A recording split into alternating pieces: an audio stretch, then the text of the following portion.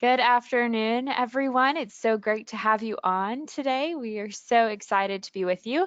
My name is Sarah Scruggs. I am the Community Engagement Specialist at Harvard University Employees Credit Union, and I am looking forward to talking a little bit more about applying for financial aid today.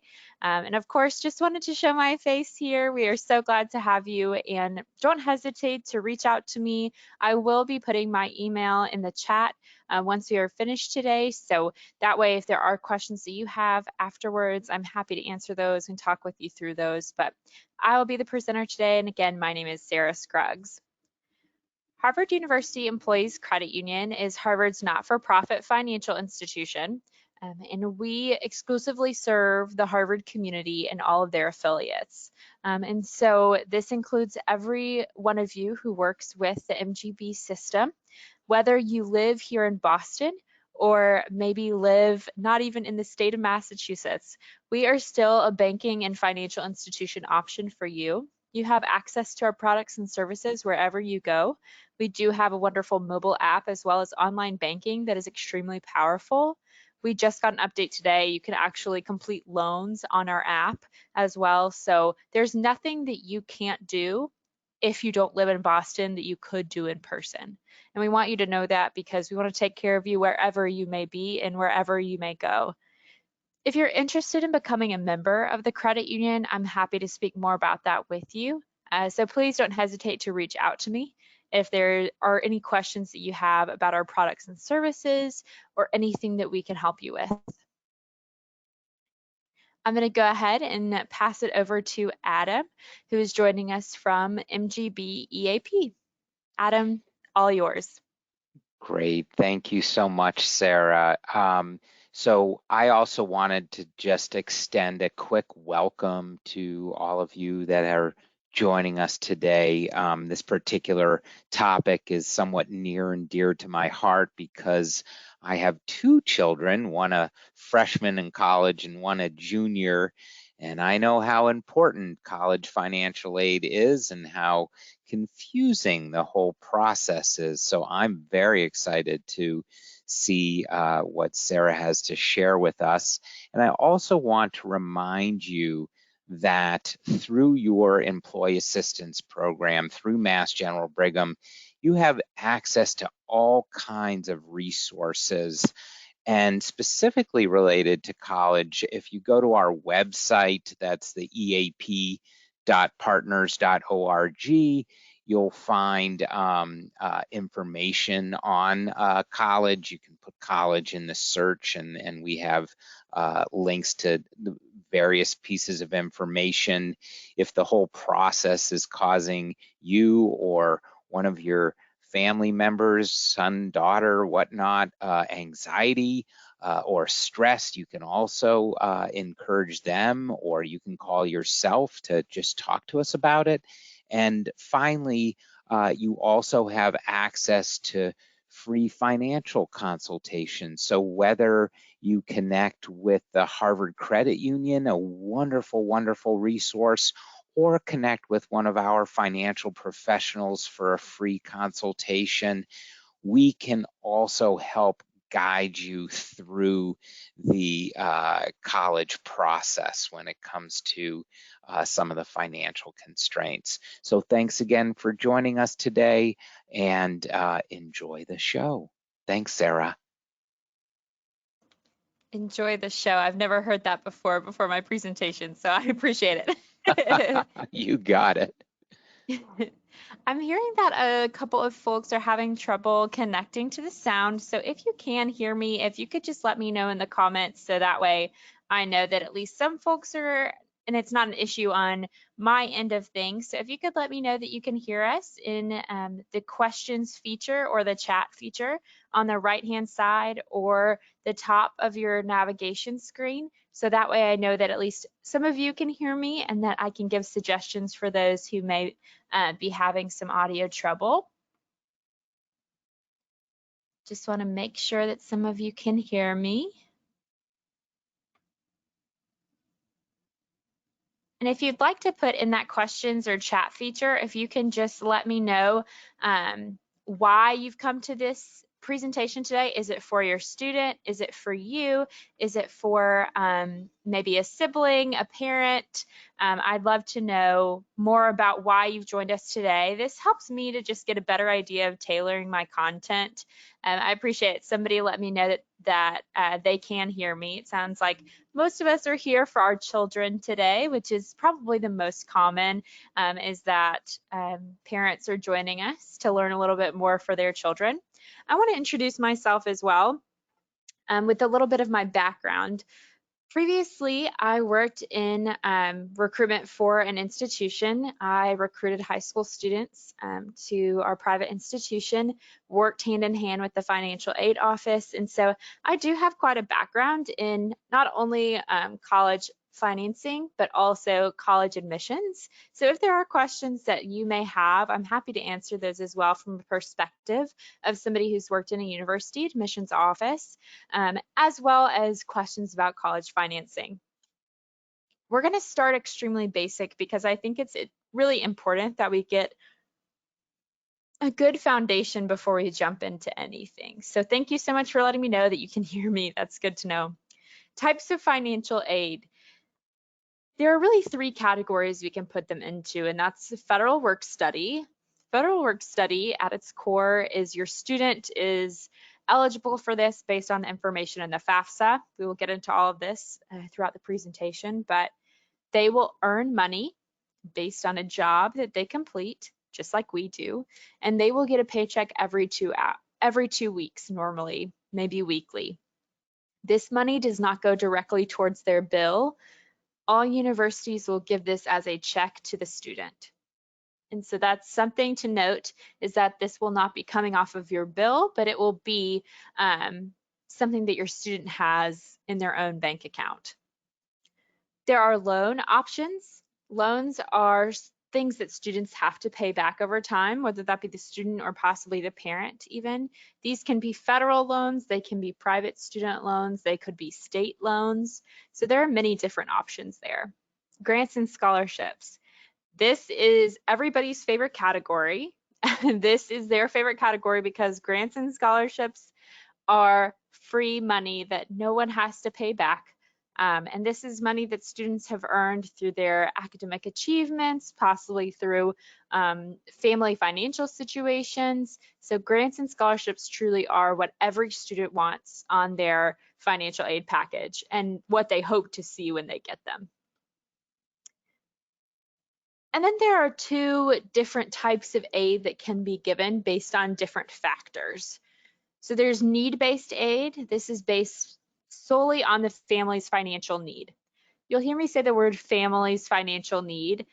There are very small cases where there is a student who may be an independent student who may be emancipated from their family, and this would be a different scenario for them. But if the student is not emancipated and does have a guardian, then it is based on their entire family's financial need.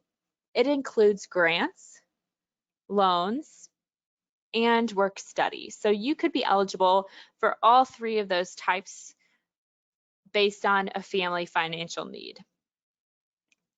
All of your federal aid is based on need. There is no merit-based federal aid. That's because they can't look at all of the students across the United States based on merit and give money that way. They can look at all of your family's financial pictures and give aid based on that. Most state aid is also based on family financial need as well. And so there are some states that will have aid, some don't. I come from a state that did not have any type of state aid, but then I worked in a state that had a state aid education-based program that was merit-based, not need-based. And so you'll see those in both categories. Merit-based is in recognition of students' achievements. These can be achievements academically, they could be musically, they may be athletically, but these are based on recognition of the student doing something, not anything to do with their family's financial situation. None of these merit-based decisions are normally based on anything to do with the family financial situation. That's something to note. They're often compared to others in their class. This is pretty straightforward.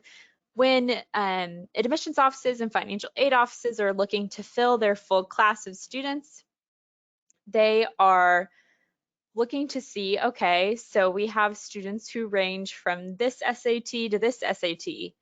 We want to give more to the students who have a higher SAT, and we'll give less merit-based aid to those who have a lower one. And so it's based on that comparison between the two. These may or may not be renewable for all 4 years or 5 years of a student's college experience.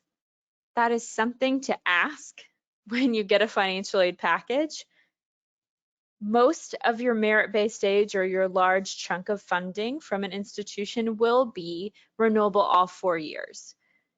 It's normally a goal of universities and colleges to keep their students there for all 4 years. They don't they don't want students to not be able to afford them after their second or third year. Their goal is to keep them there for as long as possible. So most is renewable, but you may find that some merit-based aid is non-renewable. And this means that they just get it for that semester or maybe just that year. Something that I want to mention, I'm not going to go into a ton of detail about this, but I think it's something that's worth noting, especially if your student is kind of just starting to think about college and school. This is a great time to talk about private scholarships with them, or some may say outside scholarships. These are scholarships that can go with the student to any institution or university that they may decide on going to. Applying for these scholarships should be free. Unfortunately, there are some scams out there where they will say, hey, apply for this great scholarship, but give us this money first. You should almost never be asked to pay to apply for a scholarship. So ask your school counselor first if you're asked to pay for something. Your school counselor is your #1 resource for opportunities for outside or private scholarships. That's because they know what their students have gotten in the past and they know what is out there in their local community. They are a great first resource for folks. The next would be online search engines. I'm sure you've heard of some. One that many of my students used was fastweb.com. This service really has, I think there are thousands on there of scholarships available to students. It can be overwhelming. So I highly suggest that you use keywords or location to really narrow down the number of scholarships because it can be overwhelming and frustrating for a lot of students. So don't just say, you know what, you're going to go on there and look for some scholarships. Go on there and have a reason to be searching for them. Know what are some things that your student has done or wants to accomplish in the future that can really help pare down what scholarships they should be applying for. Possibly your place of employment may have opportunities for students to apply for outside scholarships. Or maybe if it's not you, maybe a spouse, maybe a grandparent, sibling, aunt, uncle, any of those types of things. Maybe your own student works at a place like Starbucks where they offer scholarship programs for their employees. It's important that you know these benefits that could possibly be open for your student. City or town of residence. Many cities and towns do give out small scholarship to students. They are pretty competitive, unfortunately, especially here in Massachusetts, but these are really great opportunities. There are also some specific local groups. Maybe there's a Kiwanis Club or a Rotary Club in your area that a student can make contact with and possibly earn that additional scholarship money. And then even financial institutions. Financial institutions are known for giving out scholarships and aid to students in the community as a part of their membership, just like the credit union does. So the credit union has a scholarship program. It opens each year in January. for students who are seniors that year and going into college. Either the student themselves or the parent must be a member of our credit union in good standing. And this would be a non-renewable $1,000 scholarship. That may not sound like a lot, but that pays for books, that pays sometimes for a new computer or something like that you may need for students going to school. So if you're interested in our scholarship program, there is the URL. If you are a member of the credit union, this is a great way to get a student the opportunity to apply. And if you are also a member of the credit union but don't have a student who's maybe going to be a senior this year or next year, we do have a scholarship committee, and they are the ones who choose who these scholarships go to. There are 10. And so this scholarship review committee meets one day and chooses these folks, and they are all members from all over the place. Last year we had some folks join us from Seattle, from New York City. So these folks really do take time. And if you're interested in applying for the scholarship review committee, you can also do that from that page. If you are not a member of the credit union, more than likely your financial institution will have that opportunity for students as well. So I highly recommend that you check in with your primary financial institution to see if students have the ability to apply for some outside scholarship. Now we're going to get into learning more about applying for financial aid, specifically federal and school-based financial aid. So this is not merit, not private scholarships, but this is specifically for federal aid as well as the school aid. You've probably heard of it. You've probably heard your friends complain about it, maybe you complained about it yourself in college, but federal student aid, or the FAFSA, free application for federal student aid.gov, is the website you need to know. This is the form that is required by all colleges and universities in the United States so that they can give your student federal aid. You will have to complete this each year. I know that I completed it each year with my parents or with my parent, and we completed it together because there was a lot of tax information and income information that I didn't know as a 17, 18, 19-year-old. That was what my parents had done. They had done their taxes and could put that information in. And so we completed it together. But it has to be completed every year that your student is planning to go to school. It becomes available October 1st of each year. So that is coming up. There is a reason why we planned this session right before October, because this is a great time to go ahead and get it done. That first week of October is going to be the perfect time to get it done. Stay inside. Don't go apple picking that weekend. Get your FAFSA done because it'll be a great opportunity for first come, first serve aid, which some federal aid is based on a first come, first serve basis. So it is important that you don't waste any time, don't dilly-dally, go ahead and get it done. Your student will create an FSA ID the first time they log into FAFSA. It is extremely important that they remember this ID. They will have the opportunity, if they forget it from year to year, to it's like a forgot password kind of system, but they'll have to jump through a couple of hoops to get that. So I highly recommend keeping it in a safe place, somewhere that you will all remember where it is, because it just makes it that much easier going into the next year. So what information needs to be included on the FAFSA? There will be parent and student demographic information, and you'll see there that there is a specific definition of parent. And if you're ever confused about what is the definition of a parent for the FAFSA form, I highly recommend reaching out to FAFSA. I will share with you their contact information for their help center. It is an extremely helpful service and it's completely free. They will be happy to walk you through any questions that you have, so I'll be sure to share that. Number of people in your household, as well as number of children in college.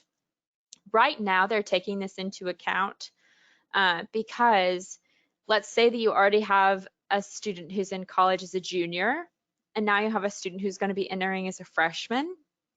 That means that your ability, in the eyes of the federal government, I'll say this, that your ability to pay for each of them will be cut in half because you'll be paying for each of them instead of just one. So it's important to know the number of children in college. Citizenship status, federal aid is only available for American citizens, so that is important to note, but some school-based aid may be available to all students no matter their citizenship status. Selective service registration. I'm going to point this out because I still think it's important, but I want you to know this year they have changed, Congress has changed the rules, and you do not have, men at the age of 18 do not have to register for the selective service to receive federal aid any longer. That previously had been a rule, and I can't tell you how many times I would call a student in March and say, hi, you know, we have a flag on your FAFSA because it says you never registered for the selective service. And they would say, I didn't know I had to do that. And so it is an important thing to go ahead and do once the student turns 18. This is all men above the age of 18, at age 18 or above. They are legally required to register for the selective service.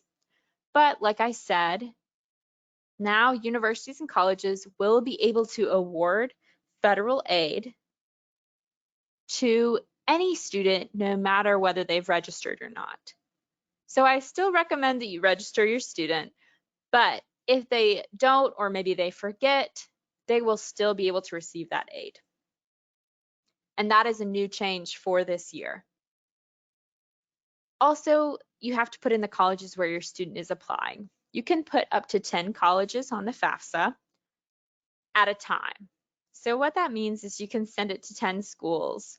Maybe you send it to 10 schools in October when they haven't received any of their acceptance letters yet. And then in March, you start getting your acceptance letters and you realize, you know what, I don't need to send it to 3 of these schools that I didn't get into. I can just send it to these 7 schools and add 3 more that I did get into. So 10 at a time is how much you can send the FAFSA. So what financial information is included? The parent's income is included, your taxed and untaxed income. The good news now is that the FAFSA has a really great tool called the data retrieval tool. I use it myself. My husband is in graduate school and I use it myself. Great tool to bring over your tax information so you don't have to type it all out again. That was a pretty big nightmare and why it took so long for a lot of folks in past years, but this data retrieval tool has really helped with that. So it'll bring over your taxes, and they are looking at your 2020 income for the 2022-2023 school year. So if you're going to be completing the FAFSA in October this year, they need your 2020 income. This is because we obviously haven't filed for 2021 yet, so they still use your income from 2020. If there have been large changes in between 2020 and now, the schools will have to take that into account on their own basis. There are federal regulations for what can be taken into account and what cannot be taken into account for this. So please do contact the schools if there's been a huge change in income from 2020 to now. Assets, some assets will be included, your checking and savings accounts, the students' checking and savings accounts, investments that you may have, other property besides your primary home. So let's say that you have a vacation home, that vacation home will be taken into account in your assets. What are things that are not included in assets? Value of that primary home. If you own a home, they don't want to punish you for that. So the value of your primary home will not be taken into account. Any retirement accounts that you have are not included in these assets. Again, they want to encourage you to save for retirement. So that is a goal. Any life insurance that you may own, and then a value of a small family business. Small family businesses are 50 employees or under, as categorized by the federal government, and are not required to have asset information included. So these next two slides are really a comparison of concepts. How much are assets impacting the aid that could be eligible for a student versus how much is income impacting it? These numbers really aren't the important part, but the concept is the most important part that we want you to understand. And it's an estimate, understand that. So the income of this family is $60,000. There are 3 different families.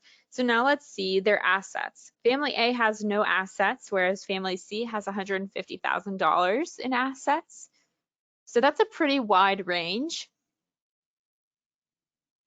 And their expected family income, or expected family contribution, excuse me, this is a number that the FAFSA will come down to at the very end, and we'll explain it a little more later. But you'll see here that there is not a huge difference in between family A and family C, even though there's that large difference in assets.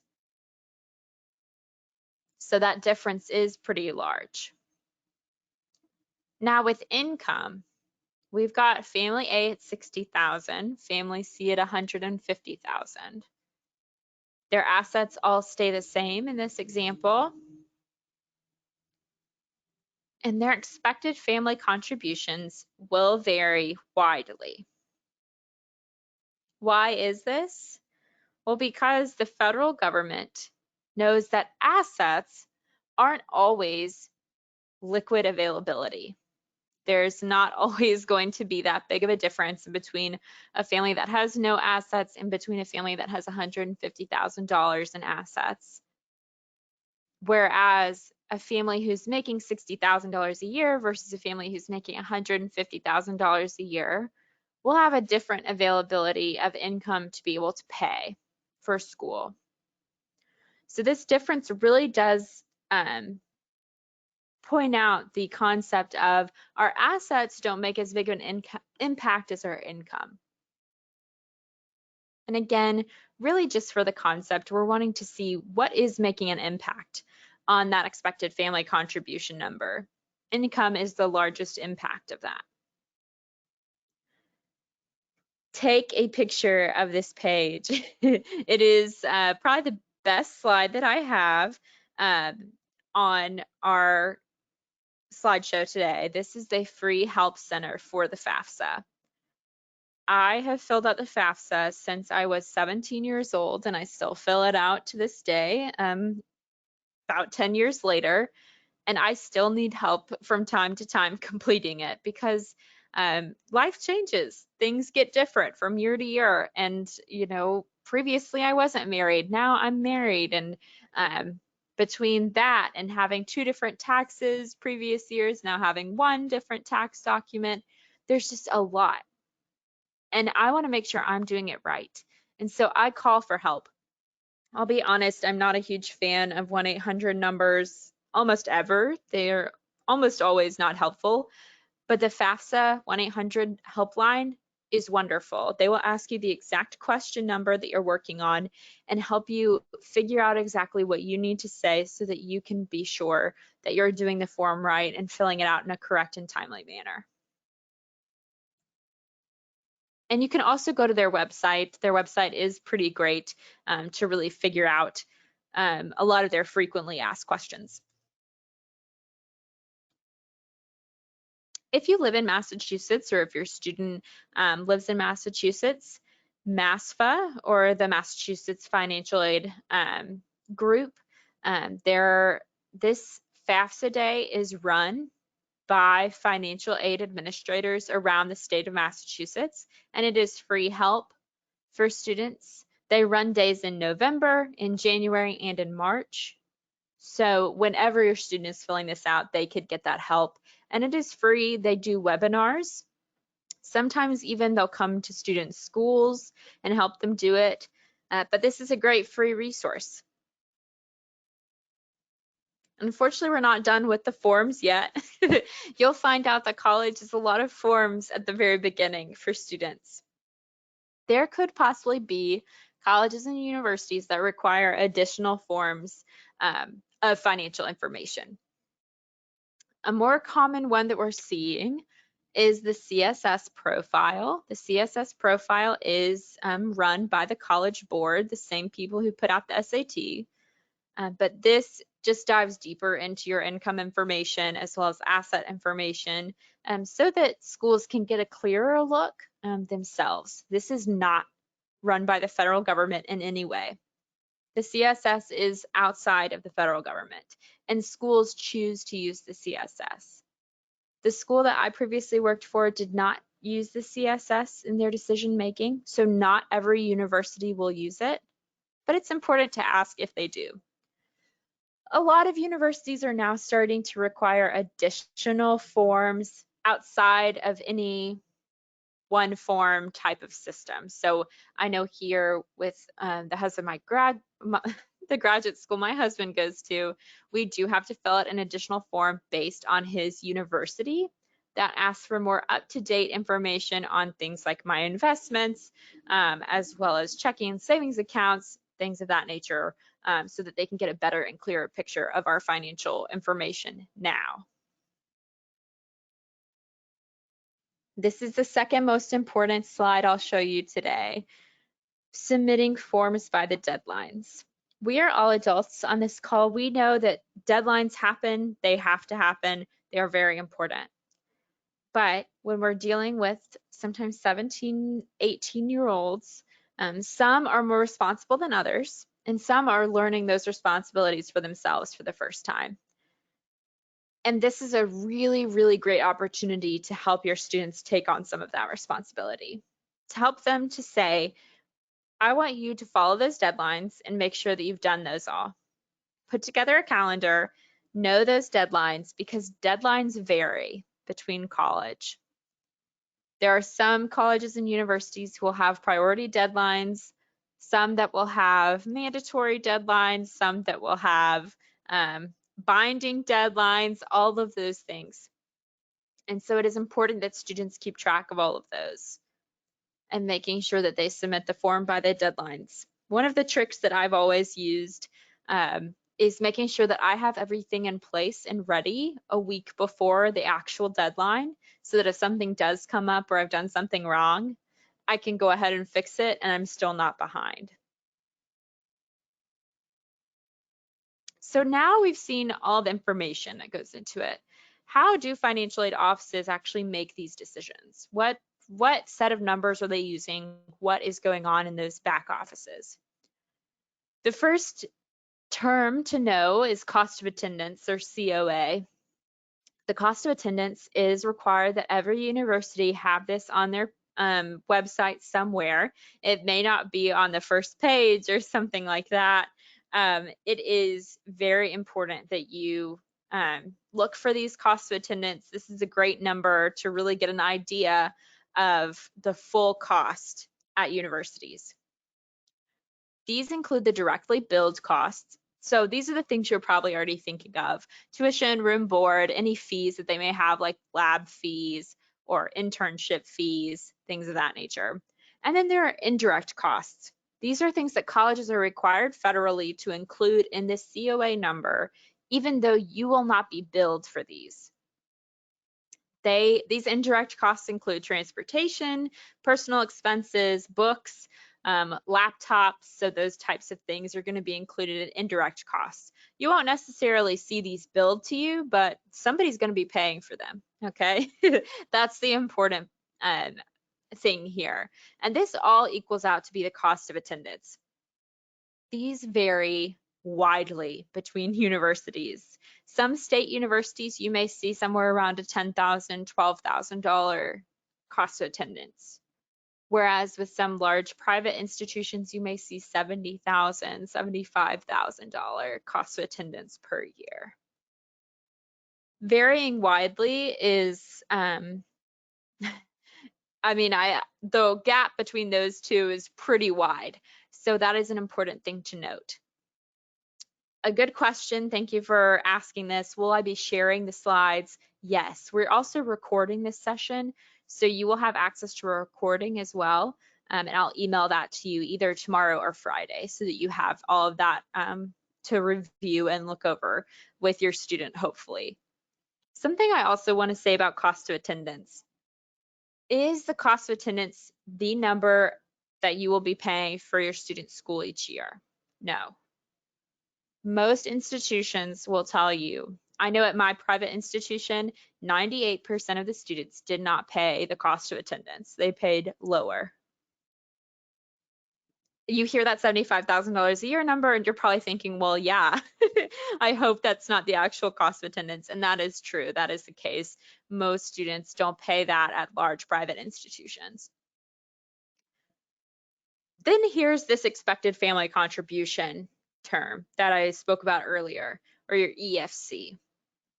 This is the number that you'll receive after you complete the FAFSA. You'll click submit and it will come up on the next page that this is your EFC, or your expected family contribution. And this number can be anywhere from 0 to, I guess, infinity. I don't know for sure, but it can be extremely high. It can be 0. And so this is used to help determine the eligibility of the student for federal aid and need-based financial aid. The family is primarily responsible for contributing to the student's education. Federal aid is not going to cover everything all of the time. And that's something to expect, is that your student will probably not have full tuition funded at every single school that they apply to. But what this number does is it standardizes the awarding process across the United States so that hopefully with any university that you apply to, you will kind of be in the know of what your expected family contribution is. Will this number be the number that someone pays for school? No, probably not. But it's important to note that this is what they expect you to be able to pay. But this is not, in turn, then exactly going to be what you pay, if that makes sense. It's kind of a rough idea. Debt is not considered in this. So there are a couple of different federal regulations that say we can consider debt if it hits a certain threshold. Student debt, your student debt, sibling student debt does not count for this. So something to note.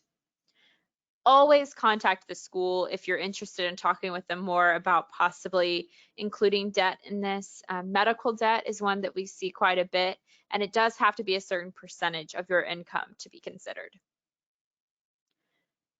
At its core, this is the financial aid formula. The cost of attendance of that university minus your expected family contribution equals your financial aid eligibility. The important piece of this sentence at the end is the eligibility piece.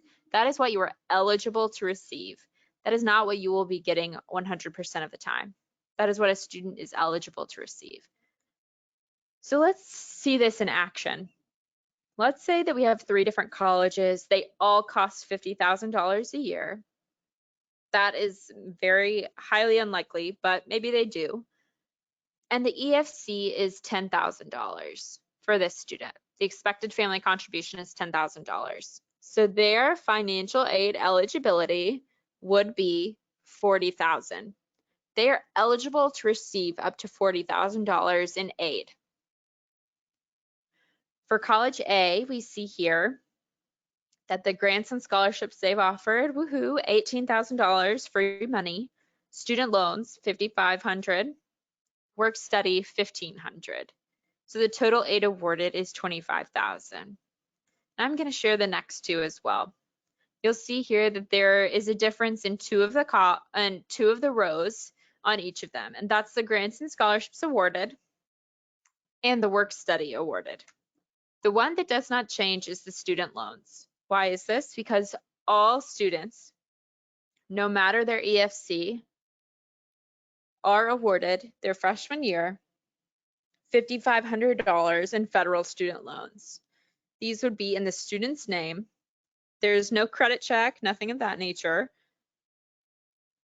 And this is awarded across the board. It can be made up of two different types of loans, but 5,500 is the maximum that it could be for all students. And all students are eligible for this, no matter their EFC, like I said. But the grants and scholarships are different because they're being compared, right? Possibly with merit-based, possibly need-based. Then work study. Each university is allotted a different amount of money for work study students. So depending on the amount of students at the university, the amount of funding that they're given, this could look different. And will your student be getting directly $2,000 on their bill taken off for work study? No. They'll be given a check, they'll work hours, they normally will get an hourly rate, and they can earn up to $2,000 a year, or $1,500 or $1,000. That won't be their check. And then you'll see here that the total aid awarded varies from college A to college C. This is because colleges and university have different amounts of money to award students. And I see that question. Thank you for asking the question. It says, how do 529 plans figure into these formulas? 529 plans are normally on your FAFSA as assets. So that's what they will come out to on the FAFSA. There is a place to disclose the 529 plan for students. So what you can do with 529s is you're paying that money directly to the school. A lot of times the plan will have a way to pay it out, or the school will have a certain process that they ask you to go through to pay out the 529 for the student. And it is up to you, more than likely, how you use the 529 plan. So if you would like to use it all the first year, then you can. If you would like to split it up between all 4 years, you can do that as well. With the 529, there is a lot of flexibility. And I want to explain the 529 plan is a plan like a college savings account type of thing that is given tax breaks for students. So thank you for asking that question. And if you do have additional questions about the 529 plan, I encourage you to reach out to your 529 plan provider or to the university and colleges that your student is interested. This is just another way of looking at it. I want to show this one because this shows the different costs of colleges. The college A costs $50,000 a year, whereas college D is about $10,000. And you'll see here the red bar is our EFC. The ESC has not changed from college A to college D. That's staying the same across all colleges and universities. But the need, the financial aid eligibility is changing because at D, there is no need, right? There is no need. Our EFC is $10,000, the school is $10,000, boom, boom. But at college A, you see here that there is a need of about $40,000. Whether that need is fully met or not is not up to the federal government or you a lot of times. That will be schools funding that. This is a really great slide on here. As someone who went to a private university instead of opting for a public in-state institution, I can tell you that it is so important that you don't rule out applying to a school because of cost. If you go online tonight and you look at all the costs of attendance at many different universities, do not be nervous because you need to get the full picture before you make that decision. When you get the financial aid packet and you say, you know what, I can't afford that in March, rule out that school, go ahead. But also understand the balance between, can I afford this up front right now, or maybe take out another loan based on the experience that a student might have. And that's something that's really important. I know for myself, I could have gone to an in-state public institution for free, whereas we would have just been paying for room and board, all of that good stuff. Whereas the private institution was a little bit more, but not too much.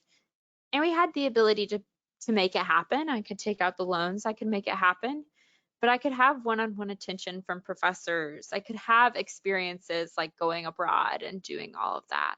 And that is what I wanted. I wanted that smaller environment. So it's really balancing those two things. So it's important that you let students apply to schools. Let them see, just see what the financial aid picture might look like.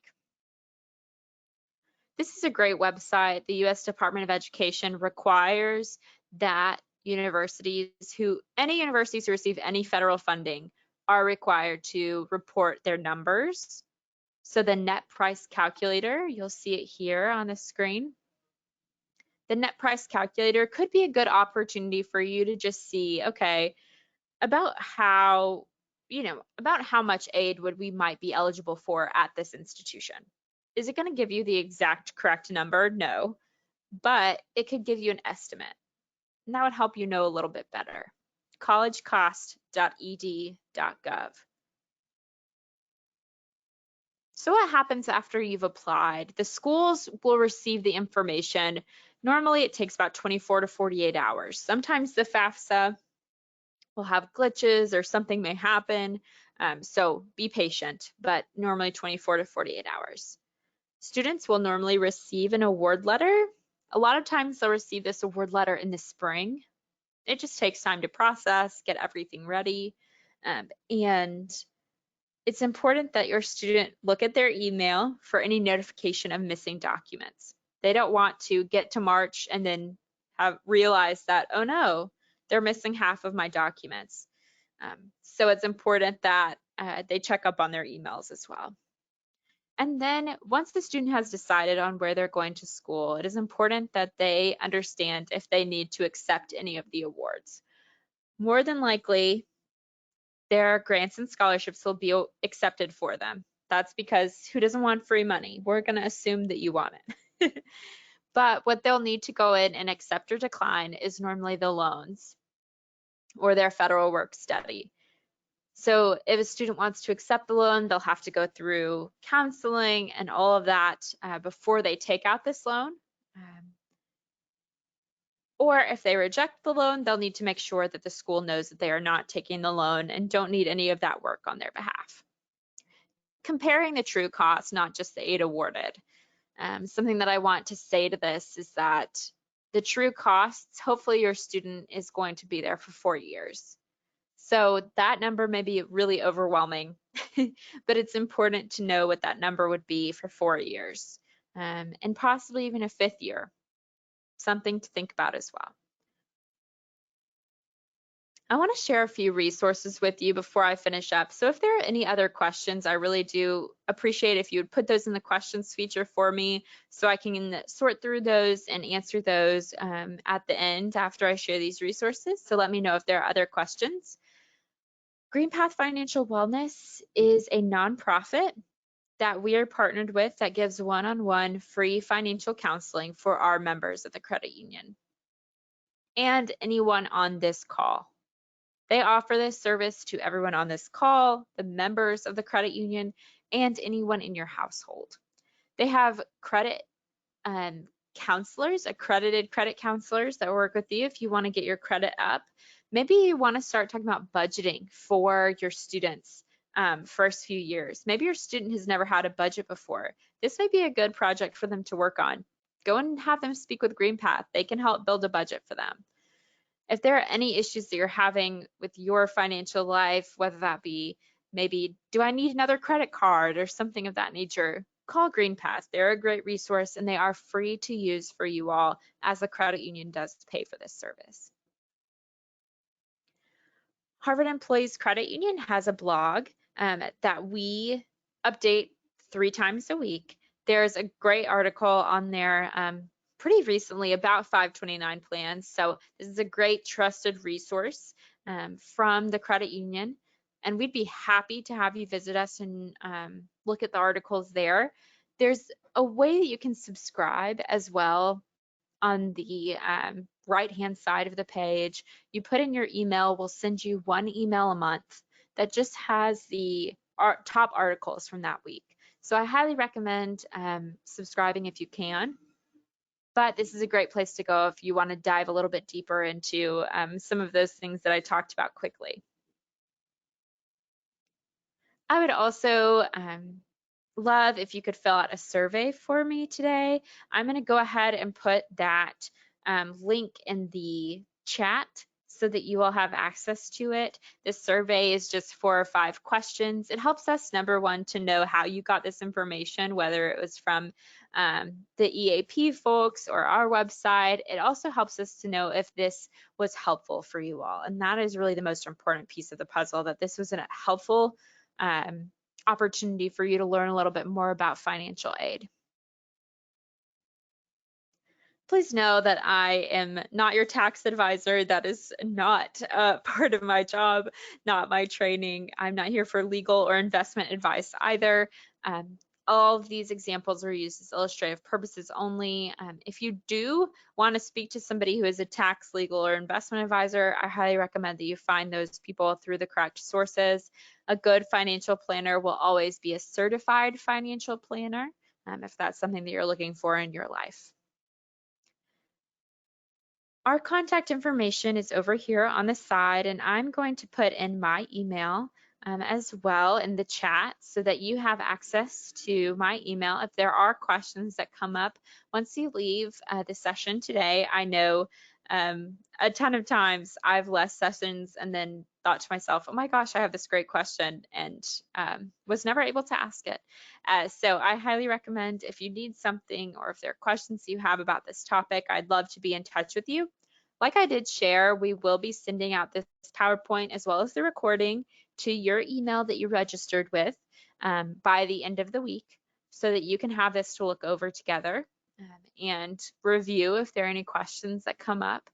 But I don't see any questions in the chat at this point in time. I'd love to help if there are any, so please don't hesitate. I'll be on for about another minute. If there are any questions that you have, I'd love to answer those. But thank you all for joining me today, and I hope you have a wonderful afternoon.